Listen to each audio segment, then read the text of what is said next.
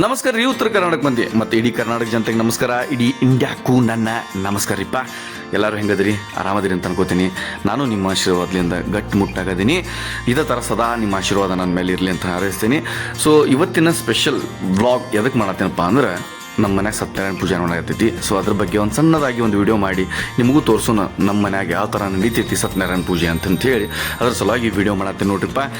ನಿಮ್ಗೆ ವಿಡಿಯೋ ಚಲೋ ಅನಿಸಿದ್ರೆ ಲೈಕು, ಶೇರು, ಕಮೆಂಟು ಮತ್ತು ಸಬ್ಸ್ಕ್ರೈಬು ಮಾಡೋದು ಮಾತ್ರ ಮರ್ಯಾಕೆ ಹೋಗ್ಬಿಡ್ರಿ. ಮರ್ತರಂದ್ರು ಹೊಳೆ ಬಂದು ಮತ್ತೆ ಮಾಡಿರ್ದಾನೆ. ಹಾಂ, ಓಕೆ. ಸತ್ಯನಾರಾಯಣ ಅಂದರೆ ಏನು ಫಸ್ಟ್ ಅದ್ರ ಬಗ್ಗೆ ತಿಳ್ಕೊಳ್ಳೋಮಂತ, ಆಮ್ಯಾಗ ಸತ್ಯನಾರಾಯಣ ಬಗ್ಗೆ ನಾನು ಆಮ್ಯಾಗ ಹೇಳ್ಕೊಡ್ತೇನೆ ನಿಮಗೆ. ಶ್ರೀ ಸತ್ಯನಾರಾಯಣ ಅಂದ್ರೆ ಸತ್ಯವನ್ನು ರಕ್ಷಿಸಿ ಉಳಿಸುವವನೇ ಶ್ರೀ ಸತ್ಯನಾರಾಯಣ. ಅದ್ರ ಸಲುವಾಗಿ ಅವ್ರಿಗೆ ಶ್ರೀ ಸತ್ಯನಾರಾಯಣ ಅಂತಾರೆ. ಸತ್ಯದ ದಾರಿ ಮೇಲೆ ಇರ್ತಾರೆ ಅವರು ಇವತ್ತಿದ್ರು. ಅದ್ರ ಸಲುವಾಗಿ ಶ್ರೀ ಸತ್ಯನಾರಾಯಣ ಅಂತಾರೆ. ಇವ್ರದ್ದು ಪೂಜೆ ಎದಕ್ಕೆ ಹಾಕ್ತಾರೆ, ಎದ್ರ ಸಲುವಾಗಿ ಹಾಕ್ತಾರೆ ಮನೆಯಲ್ಲಿ, ಯಾವ ಕಾರಣಕ್ಕೆ ಹಾಕ್ತಾರೆ ಅಂದ್ರೆ, ಒಬ್ಬ ಮನ್ಯಾಗ ಕಷ್ಟ ಇರುತ್ತೆ, ಯಾವುದೇ ಥರದ ಕೆಲಸ ಮಾಡ್ಬೇಕಂದ್ರೆ ಕೆಲಸ ಆಗ್ತಿರಂಗಿಲ್ಲ, ಏನೋ ಒಂದು ಅಡಚಣೆಗಳು ಬರ್ತಿರ್ತಾವೆ. ಅದ್ರ ಸಲುವಾಗಿ ಏನಾಗತ್ತಪ್ಪ ಅಂಥೇಳಿ ಮನ್ಯಾಗ ಈ ಥರ ಅಡಚಣೆಗಳು ಬರಾಕತ್ತು ಅಂತ ಅಂದ್ಕೊಳ್ಳೇನೆ ಶ್ರೀ ಸತ್ಯನಾರಾಯಣ ಪೂಜೆ ಮಾಡ್ತಾರೆ. ಸಾವುಕಾರಿರಲಿ ಬಡವರಿರಲಿ ಅದ್ರದ್ದೇನು ಸಂಬಂಧ ಇಲ್ಲ ಇದಕ್ಕೆ. ಸಾವುಕಾರ ಇದ್ರೂ ಅವ್ರು ಎಲ್ಲ ಇರ್ತೈತೆ ಅವರಿಗೆ, ಯಾಕೆಪ್ಪ ಆಸ್ತಿ ಅಂತಸ್ತು ಎಲ್ಲ ಇರ್ತೈತಿ. ಬಟ್ ಅವ್ರಿಗೆ ಮನ್ಯಾಗ ಇರಕ್ಕೆ ನೆಮ್ಮದಿ, ಶಾಂತಿ, ಸಮಾಧಾನ ಅನ್ನೋದೇ ಇರೋದಿಲ್ಲಲ್ಲ. ಮನಸ್ಸಿಗೆ ಮನಶಾಂತಿ ಅಂತ ಅನ್ನೋದು ಬೇಕಲ್ಲ, ಅದೇ ಇರೋದಿಲ್ಲ ಅವರಿಗೆ. ಸೊ ಅದ್ರ ಸಲುವಾಗಿ ಅವರು ಕೂಡ ಅದನ್ನು ಪೂಜೆ ಹಾಕ್ತಾರೆ. ಸೊ ಇದಕ್ಕೆ ಇನ್ನೊಂದೇನಪ್ಪ ಅಂದ್ರೆ ಮನ್ಯಾಗ ಶಾಂತಿ ಸಮಾಧಾನವೂ ಒಂದಾತ. ಆಮ್ಯಾಗ ಇನ್ನೊಂದೇನಪ್ಪ ಅಂದ್ರೆ, ನಿಮ್ಮ ಆ ಮುಂದ್ಗಡೆ ಆಗೋ ಕೆಲಸ ನೀವು ಅಂದ್ಕೊಂಡಿರ್ತೀರಿ, ಈ ಕೆಲಸ ಆಗಬೇಕು ನನಗೆ, ನನ್ನ ಮಕ್ಕಳಿಗೆ ಮದುವೆ ಆಗಲಿ, ಇಲ್ಲ ನನ್ನ ಏನಪ್ಪ ನನ್ನ ಮಕ್ಕಳಾಗಲಿ, ಇದು ಏನೋ ಒಂದು ಇರ್ತಾವೆ ನಿಮ್ಮ ಆಸೆಗಳು. ಆ ಆಸೆಗಳು ನೆರವೇರ್ಬೇಕಂತ ಅನ್ನೋದಕ್ಕೂ ಈ ಶ್ರೀ ಸತ್ಯನಾರಾಯಣ ಪೂಜೆನ ಹಾಕ್ತಾರೆ ಎಲ್ಲರ ಮನ್ಯಾಗೂ. ಸೊ ಇದೊಂದು ಮೇನ್. ಓಕೆ. ಆಮ್ಯಾಗ ಇನ್ನೊಂದೇನಪ್ಪ ಅಂದ್ರೆ, ನೀವು ಯಾವ ಊರಿಂದ ನೋಡಾಕತ್ತೀರಿ, ಮೊನ್ನೆದ ನಿಮ್ಮ ಊರಾಗ ಯಾವ ಥರ ಶ್ರೀ ಸತ್ಯನಾರಾಯಣ ಪೂಜೆಗಳನ್ನು ನಡೆಸಿಕೊಡ್ತೀರಿ, ನಿಮ್ಮ ಮನ್ಯಾಗ ಹೆಂಗೆ ನಡೀತೈತಿ, ಯಾವ ಥರ ಏನಂತನ್ನೋದು ನಮಗೆ ಗೊತ್ತಿಲ್ಲ. ಓಕೆ. ನಮ್ಮ ಊರ ಸೈಡ್ ನಾವು ಮಾತ್ರ ಈ ಥರ ನಡೆಸ್ತೀವಿ. ನಿಮ್ಮ ಊರ ಸೈಡ್ ಯಾವ ಥರ ನಡೀತೈತೆ ಅಂತ ಅನ್ನೋದನ್ನು ನನಗೆ ಕಮೆಂಟ್ ಸೆಕ್ಷನ್ನಾಗ ಕಮೆಂಟ್ ಮಾಡಿರಿ, ಮಿಸ್ ಮಾಡಕ್ಕೆ ಹೋಗ್ಬೇಡ್ರಿ. ಓಕೆ. ಆಮ್ಯಾಗ ನಮ್ಮ ಭಟ್ರು ಅದಾರ ನೋಡ್ರಿಪ್ಪ ಬಂದಿದ್ದವ್ರು, ಹೇಳ್ತೀನಿ ಇಷ್ಟು ಚಂದ ಕತಿ ಓದಾಕತ್ರಪ್ಪ. ಹೇಳ್ತೀನಿ ಕತಿ ಕೇಳಕ್ಕೆ ನಿಜವಾಗ್ಲೂ ಇಷ್ಟು ಸಮಾಧಾನದಿಂದ ಕುಂತ ಆರಾಮ್ ಕೇಳ್ಬೇಕು ಅನಿಸ್ತತಿ. ಅಷ್ಟು ಚಂದ ಕತಿನ ಅವ್ರು ಸ್ಟಾರ್ಟ್ ಮಾಡಿದ್ರು. ನಿಜವಾಗ್ಲೂ ಹೇಳ್ತೀನಿ, ನಾ ಅದ್ರದ್ದು ಒಂದು ಸಣ್ಣ ಕ್ಲಿಪ್ ಹಾಕ್ತೀನಿ ನಿಮಗೆ, ನೋಡ್ಕೋರಿ. ಅದನ್ನು ಹೇಳ್ತೀನಿ, ನಿಜವಾಗ್ಲೂ ಹೇಳ್ತೀನಿ, ಇಷ್ಟು ಮನಸ್ಸಿಗೆ ಸಮಾಧಾನನ ಆಯ್ತು ನಮಗೆ. ನಿಜವಾಗ್ಲೂ ಹೇಳ್ತೀನಿ, ಕುಂತು ಕೇಳಕ್ಕೆ ಬಬ್ಬ ನಿಜವಾಗ್ಲೂ ಹೇಳ್ತೀನಿ. ನೀವು ಒಂದು ಸರ್ತಿ ಅವ್ರ ಕತಿ ಕೇಳಿದ್ರಪ್ಪ ಅಂದ್ರೆ ಎಷ್ಟು ಸ್ಪಷ್ಟವಾಗಿ ಮಾತಾಡ್ತಾರೆ ಅಂದ್ರೆ, ಅವ್ರು ಒಬ್ಬೊಬ್ಬರು ಮಾತಾಡ್ತಾರೆ ಹೆಂಗಪ್ಪ ಅಂದ್ರೆ ಫುಲ್ ಫಾಸ್ಟಾಗಿ ಹೋಗ್ಬಿಡ್ತಾರೆ. ಸೊ ಅರ್ಥ ಆಗೋದಿಲ್ಲ ಅದು. ಇವ್ರು ಸ್ಪಷ್ಟವಾಗಿ ಮಾತಾಡ್ತಾರೆ, ಕ್ಲಿಯರಾಗಿ ಕೇಳ್ಬೇಕದ. ಕತಿ ಕೇಳೋರಿಗೂ ಸಮಾಧಾನ ಆಗಿರ್ಬೇಕು. ಅಷ್ಟು ಚಂದ. ಟೋಟಲ್ 5 ವಾಕ್ಯಗಳು ಇರ್ತಾವೆ, ಅಷ್ಟು ಓದ್ತಾರೆ ಅವರು, ಅಷ್ಟು ಕಂಪ್ಲೀಟ್ ಮಾಡ್ತಾರೆ. ಇದನ್ನು ಕಂಪ್ಲೀಟ್ ಮಾಡ್ತಾರೆ. ಅವ್ರದ್ದು ಒಂದು ಸಣ್ಣ ಕ್ಲಿಪ್ ಹಾಕ್ತೀನಿ, ನೋಡ್ಕೊಂಡ್ಬರ್ರಿ. ಸಹ ದೃಷ್ಟಿಗೆ ಗೋಚರವಾಗುವಂತವರಾದರು. ಅನಂತರದಲ್ಲಿ ಕಲಾವತಿಯು ಆನಂದದಿಂದ ತನ್ನ ತಂದೆಯನ್ನು ಕುರಿತು ಈ ರೀತಿ ಹೇಳಿದರು: ಎಲೈ ತಂದೆ, ಮನೆಗೆ ಹೋಗೋಣ, ನಡೆಯಿರಿ. ಈ ಪ್ರಕಾರ ಹೇಳಿದಂತಹ ಮಗಳ ವಾಕ್ಯಗಳನ್ನು ಕೇಳಿ ಆ ವರ್ತಕನಿಗೆ ಬಹಳ ಸಂತೋಷವುಂಟಾಯಿತು. ಅನಂತರ ಯಥಾವಿಧಿಯುಕ್ತವಾಗಿ ಶ್ರೀ ಸತ್ಯನಾರಾಯಣ ದೇವರ ಪೂಜೆಯನ್ನು ಮಾಡಿ ತನ್ನ ಬಂಧು ವರ್ಗ ಧನ ಸಹಿತರಾಗಿ ತನ್ನ ಗೃಹವನ್ನು ಕುರಿತು ಹೋಗುವಂತವರಾದರು.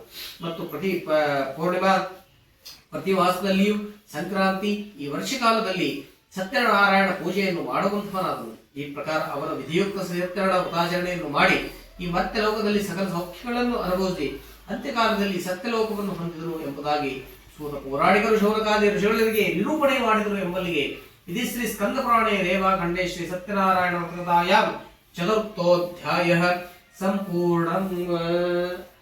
ನೋಡಿದ್ರಲ್ಲ ಎಷ್ಟು ಚಂದ ಕಥೆಯನ್ನು ಓದಿದ್ರು ಅವರು. ನಿಮಗೂ ಅರ್ಥ ಆಗೈತೆ ಅಂತ ಅನ್ಕೋತೀನಿ. ನಿಮಗೆ ಕತೆ ಇಷ್ಟ ಆಗೈತೆ ಇಲ್ಲ ನಮ್ಮ ಭಟ್ರು ಮಾತಾಡಿದ್ದದು ಅಂತಂದ್ರೆ, ನಿಮ್ಗೆ ಇಷ್ಟ ಆಗಿದ್ರೆ ಕಮೆಂಟ್ ಸೆಕ್ಷನ್ನಾಗ ಕಮೆಂಟ್ ಮಾಡಿರಿ. ಓಕೆ. ಇನ್ನೊಂದೇನಪ್ಪ ಅಂದ್ರೆ, ಇದು ಎಲ್ಲಿಂದ ಯಾವಾಗಿಂದ ಸ್ಟಾರ್ಟ್ ಆಗ್ತದೆ, ಇದು ನಮ್ಮ ಸತ್ಯನಾರಾಯಣ ಪೂಜೆ ನಾವು ಇಡಕ್ಕೆ ಸ್ಟಾರ್ಟ್ ಮಾಡಿದ್ವಿ. ಯಾವಾಗಿಂದ ಸ್ಟಾರ್ಟಪ್ಪ ಅಂದ್ರೆ, ಇತಿಹಾಸಗಾರರು ಅಂದ್ರೆ 10 ರಿಂದ 15ನೇ ಶತಮಾನದಲ್ಲಿಂದ ಸ್ಟಾರ್ಟ್ ಆಗೈತಿ ಇದು ನಮ್ಮದು ಪೂಜೆ. ಯಾಕಂದ್ರೆ ಮಾಡೋದು ಶ್ರೀ ಸತ್ಯನಾರಾಯಣ ಪೂಜೆ 10 ರಿಂದ 15ನೇ ಶತಮಾನದಿಂದ ಶುರು ಆಗೈತಿ.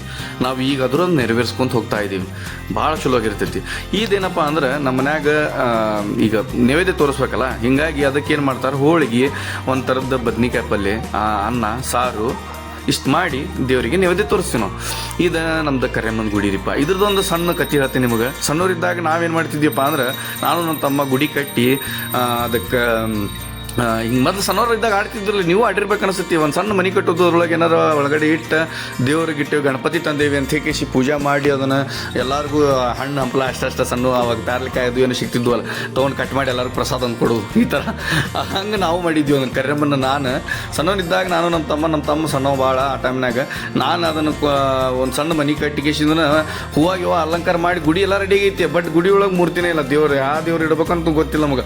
ಅಂಥೊಳಗೆ ನಾವೇನು ಮಾಡಿದ್ವಿ, ಇಲ್ಲಿ ಕೆಳಗಡೆ ಒಂದು ಕರೆಮ್ಮನ ಗುಡಿ ಇತ್ತು. ಗುಡಿಗೆ ಹೋಗಿ ಕರೆಮ್ಮನ ತೊಗೊಂಡು ಕೇಸಿ ಚೆಂಡು ಹೂವು ಇರ್ತಾವಲ್ಲ ಬಿಡಿಸಿ ನಮ್ಮ ತಮ್ಮ ಚೆಂಡು ಹೂವು ದಾರ್ಯಾಗ ಹಿಂಗೆ ಚಲ್ಕೋಂತ ಬರತ್ತ ಗಣಪತಿ ಬಪ್ಪ ಮೋರ್ಯ ಅನ್ಕೊಂತ ಕರ್ಯಮ್ಮನ ತಂದೀವಿ, ಗಣಪತಿ ಬಪ್ಪ ಮೋರ್ಯ ಅನ್ನೋ ನಾವು ಇಬ್ಬರು ಅನ್ಕೊಂತ ಬಂದು ಅದನ್ನು ಕರ್ಯಮ್ಮನ ಸ್ಥಾಪನೆ ಮಾಡಿದ್ವಿ ನಮ್ಮ ಮನ್ಯಾಗ. ಆಮ್ಯಾಗ ನಮ್ಮ ಮಮ್ಮಿ ಹೆದರಿ ಮತ್ತೆ ಹೋಗಿ ಎಲ್ಲ ಭಟ್ರಿಗೆ ಅದು ಪೂಜಾರಿಗೆ ಅದು ಕೇಳಿ ಆದ್ಮ್ಯಾಗ ಇಲ್ಲ ಒಳ್ಳೇದಾಕೆ ತೋರಿ ಮಾಡಿರಿ ನೀವು ಅದನ್ನು ಪೂಜೆ ಮಾಡ್ಕೊಂಡು ತೋರಿ ಕರ್ಯಮ್ಮನ ಅಂತಂದಾಗ ಕರ್ಯಮ್ಮ ಬಂದು ನೆಲೆಸಿದ್ರು ನೋಡ್ರಿಪ್ಪ ನಮ್ಮ ಮನ್ಯಾಗ. ಅವಾಗ ಕರ್ಯಮ್ಮ ಬಂದಾಗಿಂದ್ರು ನಮಗೆ ನಿಜವಾಗ್ಲೂ ಹೇಳ್ತೀನಿ, ಯಾವತ್ತಿದ್ರು ಮನಸ್ಸಿಗೆ ಶಾಂತಿ ಸಮಾಧಾನ ಮನ್ಯಾಗ. ಇನ್ನೊಂದೇನಪ್ಪ ಅಂದರೆ ಯಾವ ಥರದ್ದು ನಾವು ಏನು ಮಾಡಬೇಕು, ಯಾವ ಥರ ಕೆಲಸ ನಮ್ದು ಸಾಗಬೇಕಲ್ಲ ಅದೆಲ್ಲವನ್ನು ಬರೋಬ್ಬರಿ ಸಾಗಿಸ್ಕೊಂತ ಬಂದೈತಿ ಕರ್ಯಮ್ಮ. ನಿಜವಾಗ್ಲೂ ಹೇಳ್ತೀನಿ ಚಲೋನ ಮಾಡ್ಯಾಳ ನಮಗೆ. ಅದೊಂದು ಎಷ್ಟು ಸರಿ ಹೇಳಿದ್ರು ಅದು ಸಾಲೋದಿಲ್ಲ, ಯಾಕಂದ್ರೆ ನಿಜವಾಗ್ಲೂ ಹೇಳ್ತೀನಿ ಅಷ್ಟು ಚಲೋ ಆಗೈತಿ. ಸೊ ಆಮ್ಯಾಗ ಇನ್ನೊಂದೇನಪ್ಪ ಅಂದ್ರೆ ಈಗ ನಾವು ಸತ್ಯನಾರಾಯಣ ಪೂಜೆ ಹೆಂಗೆ ಇಡ್ತೀವಪ್ಪ ಅಂದ್ರೆ ನಾವು ಮಂಟಪದಾಗ ಇಡ್ತೀವಿ. ಒಬ್ಬೊಬ್ರು ಏನು ಮಾಡ್ತಾರೆ ಮಣಿ ಮ್ಯಾಗ ಇಡ್ತಾರೆ. ಮಣಿ ಮ್ಯಾಗ ಅಂದ್ರೆ ಮಣಿ ಇಟ್ಟು ಅದ್ರ ಮ್ಯಾಗ ಒಂದು ಏನು ಅರ್ಬಿ ಯಾವುದು ಕೆಂಪು ಕಲರ್ದು ಆರೆಂಜ್ ಕಲರ್ದು ಹಸಿರ್ದರ ಇಟ್ಟು ಅದ್ರ ಮ್ಯಾಗ ಅಕ್ಕಿ ಹಾಕಿ ಆಮೇಲೆ ಫೋಟೋ ಇಟ್ಟು ಪೂಜೆ ಮಾಡ್ತಾರೆ. ನಾವು ಮಂಟಪದಾಗ ಇಟ್ಕೊಂಡು ಬಂದಿರೋದು ನಮ್ಮ ಅಜ್ಜ ಅಜ್ಜಿಲಿ ಕಾಲದಿಂದನೂ ಮಂಟಪದಾಗ ಇಟ್ಟು ಪೂಜೆ ಮಾಡ್ಯಾರ. ಸೊ ಹೀಗಾಗಿ ನಾವು ಮಂಟಪದಾಗ ಇಟ್ಟು ಅಂದ್ರೆ ನಾವು ಮಂಟಪದಾಗ ಮಂಟಪ ಇಟ್ಟು ಅಂದ್ರೂ ಅದ್ರೊಳಗೆ ಹಿಂಗೆ ಬ್ಲೌಸ್ ಪೀಸ್ ಅಂತ ಇರ್ತೈತಲ್ಲ ಅದ್ರದ್ದು ಬ್ಲೌಸ್ ಪೀಸ್ ಅಂದ್ರೆ ಬ್ಲೌಸ್ ಪೀಸ್ ಆಯ್ತು, ಇಲ್ಲ ಬೇರೆದು ಯಾವುದಾದ್ರೂ ಬಟ್ಟೆ ಒಟ್ಟು ಆರೆಂಜ್ ಕಲರ್ದು ಕೆಂಪು ಕಲರ್ದು ಇಲ್ಲ ಹಸಿರದು ಇವು ಹಾಸಿ ಕೆಳಗಡೆ ಅದನ್ನು ಅದ್ರ ಮ್ಯಾಗ ಅಕ್ಕಿನ ಹಾಕ್ತಾರೆ. ಅಕ್ಕಿ ಹಾಕಿ ಫೋಟೋ ಇಟ್ಟು ಅದ್ರ ಮುಂದೆ ಕಳಶ ಅಂತ ಕೇಸಿ ಒಂದು ಚಂಬೊಳಗೆ ಎಲ್ಲಿ ಮತ್ತು ಅಡಿಕೆ ಅದು ಹಾಕಿ ಅದ್ರ ಮ್ಯಾಗ ಒಂದು ಪ್ಲೇಟ್ ಇಟ್ಟು ಅದ್ರ ಮ್ಯಾಗ ನಿಮ್ದು ಈಗ ಕೃಷ್ಣಂದು ಆಗಲಿ ಗಣಪತಿದ ಫೋಟೋ ಇರ್ತಾರೆ. ಇನ್ನೊಂದು ಫೋಟೋ ಅಂದರೆ ಒಂದು ಸಣ್ಣ ಮೂರ್ತಿ ಇರ್ತೈತೆ ಅದನ್ನ ಇಟ್ಟು ಪೂಜೆ ಮಾಡ್ತಾರೆ ಸತ್ಯನಾರಾಯಣ ಪೂಜೆದು. ಸೊ ಇದು ನನ್ನ ಪ್ರಕಾರ ನನಗೆ ಗೊತ್ತಿರೋಷ್ಟು ಮಾತ್ರ ನಾನು ನಿಮ್ಗೆ ತಿಳಿಸ್ಕೊಟ್ಟಿನಿ, ನಿಮ್ಗೆಲ್ಲರಿಗೂ ಅರ್ಥ ಆಗೈತೆ ಅಂದ್ಕೋತೀನಿ. ಸೊ ನಿಮ್ಮ ಊರ ಸೈಡ್ ಯಾವ ಥರ ನಡಿತೈತಿ ಅಂತ ನಿಮಗೆ ಅನಿಸ್ತೈತಿ, ನಿಮ್ಗೆ ಏನಾರ ಅದ್ರ ಬಗ್ಗೆ ಚಲೋ ಗೊತ್ತಿತ್ತಪ್ಪ ಅಂದ್ರೆ ನನ್ನ ಕಮೆಂಟ್ ಸೆಕ್ಷನ್ ನಿಮ್ಗೆ ಮಿಸ್ ಮಾಡಲಾರ್ದ ಕಮೆಂಟ್ ಮಾಡಿರಿ. ನಾನು ಅದನ್ನು ಓದಿ ಅರ್ಥ ಮಾಡ್ಕೋತೀನಿ, ನಮಗೂ ಗೊತ್ತಾಗಬೇಕು. ಯಾಕಂದ್ರೆ ಎಲ್ಲ ತಂದೆ ತಾಯಿ ಮಾಡ್ತಾರೆ ಅಂತ ಸುಮ್ಕುಂತ ಆಗಲ್ಲ. ಸೊ ನಾವು ಅರ್ಥ ಮಾಡ್ಕೋಬೇಕು ನಿಜವಾಗ್ಲು, ಯಾಕಂದ್ರೆ ನಾವು ಮುಂದೆ ಮಾಡಬೇಕಲ್ಲ. ಸೊ ಅದ್ರ ಸಲುವಾಗಿ ಸೊ ಅದಾದ್ಮೇಲೆ ಮತ್ತೇನಿದ್ರಿಪ್ಪ ನಮ್ಮ ಸೀದಾ ಬಂದಿದ್ದ ನಮ್ದು ಅಸಲಿ ಗೊತ್ತಾಯ್ತಲ್ಲ, ನೋಡಾತ್ರಿ ನೀವು ಸೀದಾ ಬಂದ್ವಿ ಈ ಕಡೆ. ಬಂದವರು ಹಾಕಿ ಎಲ್ಲಿ ಮಸ್ತ್ ಒರಿಸಿ ಅದ್ರ ಮ್ಯಾಗ ಈ ಕಡೆ ಮಸ್ತ್ ಹೋಳಿಗೆ ಇಟ್ಟು ಒಂದಿಷ್ಟು 2 ಹನಿ ತುಪ್ಪ ಹಾಕ್ಕೊಂಡ ಬದ್ನಿಕಾಯಿ ಪಲ್ಯ ಸಂಡ್ಗಿ ನುಗ್ಗಿಕಾಯಿ ಸಾರು ಅನ್ನ ಇಟ್ಕೊಂಡು ಪದಬ್ಬರಿ. ಮೊದಲು ಎಲ್ಲರೂ ಏನು ಮಾಡ್ತಾರೆ ಸ್ವೀಟ್ ಸ್ಲೋಲಿ ತಿಂತಾರೆ. ನಮಗೆ ಸ್ವೀಟ್ ಆದ್ರೆ ಆಗ್ಬಾರ್ದಿಲ್ಲ, ನಾವು ಪಟ್ನ ತಿಂದಿಕಿಷ್ಟು ನುಂಗಿ ನೀರು ಕುಡಿದು ಬಿಡ್ರು. ನಾವು ಒಂದ ಹೋಳಿಗೆ ಅದಕ್ಕೆ ಹಾಕ್ಕೊಂಡಿದ್ದು ನಾನು. ಇಲ್ಲಾಂದ್ರೆ ಹೋಳಿಗೆ ಒಬ್ಬರು 2-3 ತಿಂತಾರೆ, ನಮ್ಗೆ ಆಗಲ್ಲಪ್ಪ. ಮೊದಲು ತಿಂತಿದ್ನಿ ಬಟ್ ಈಗ ಒಂದಕ್ಕೆ ಆಗಲ್ಲ ಅಷ್ಟೇ. ಮತ್ತು ಅದಕ್ಕೆ ಅನ್ನ ಕಲಸ್ಕೊಂಡಿದ್ನಿ, ಅದಕ್ಕೆ ಸಾರು ಕಡಿಮೆ ಆಗಿತ್ತು. ಹೀಗಾಗಿ ಮತ್ತೆ ಹೇಳಿ ಸಾರಿಸ್ಕೊಂಡೆ.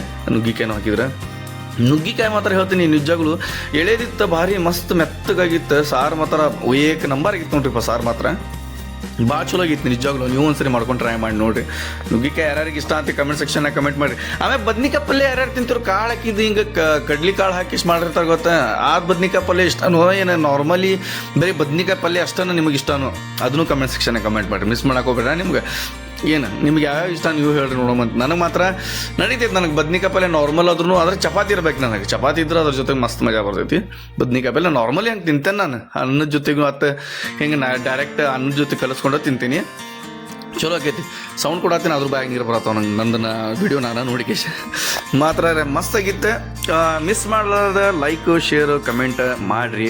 ವಿಡಿಯೋದಾಗ ಏನಾರ ನಾ ಸ್ವಲ್ಪ ಎಲ್ಲಾರ ಫೇಲ್ ಆಗಿದ್ನಿ, ತಪ್ಪಾಗಿ ಮಾತಾಡಿದ್ನಪ್ಪ ಅಂದ್ರೆ ಕ್ಷಮೆ ಇರಲಿ. ನೆಕ್ಸ್ಟ್ ಟೈಮ್ಲಿಂದ ಆ ಥರ ಆಗ್ಲಾರ್ದಂಗೆ ನೋಡ್ಕೋತೀನಿ. ಎಲ್ಲಿ ತಪ್ಪು ಮಾಡಿ ಅನ್ನೋದನ್ನು ನಂಗೆ ಕಮೆಂಟ್ ಸೆಕ್ಷನ್ನಾಗ ಕಮೆಂಟ್ ಮಾಡಿರಿ. ನೆಕ್ಸ್ಟ್ ಟೈಮ್ಲಿಂದ ಆ ಥರ ಯಾವುದೇ ಥರದ್ದು ಆಗಲಾರ್ದಂಗೆ ನಾನು ನೋಡ್ಕೊಂಡು ಸರಿಯಾದ ಥರದಿಂದ ವಿಡಿಯೋ ತೊಗೊಂಬರ್ತೀನಂತ. ವಿಡಿಯೋ ಲೈಕ್ ಆಗಿತ್ತು ಅಂತ ಅನ್ಕೋತೀನಿ. ಲೈಕ್ ಆದ್ರೆ ಲೈಕ್ ಕೊಡ್ರಿ, ಶೇರ್ ಮಾಡಿರಿ, ಕಮೆಂಟ್ ಮಾಡಿರಿ, ಸಬ್ಸ್ಕ್ರೈಬ್ ಮಾಡಿರಿ. Thank you so much.